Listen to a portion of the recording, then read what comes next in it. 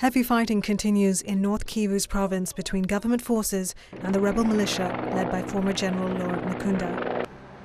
The UN Refugee Agency says tens of thousands of refugees have fled the camps for nearby Goma, North Kivu's capital. There have been reports of many deaths and incidents of sexual violence. This woman has been on the run for days now. We're running away from the enemy. Our husbands are fighting against them. I don't even know where my husband is. I don't know if he's dead or alive.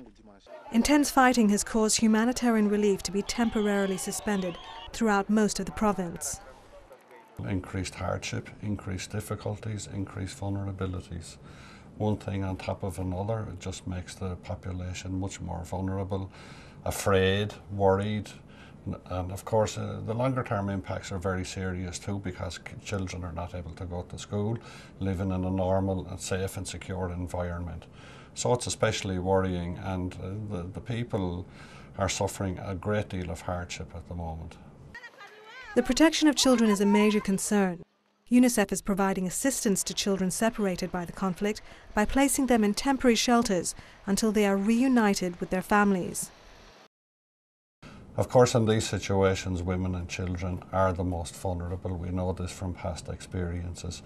And sadly, with these movements, the lack of access to water and sanitation, for example, can put them at further danger because cholera can be a threat.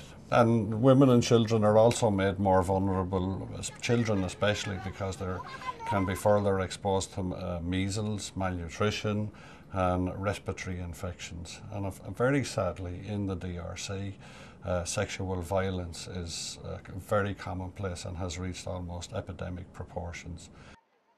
Providing assistance will remain a top priority for UNICEF so that people may have the food, medicine and clean water they need to help them endure this ongoing conflict.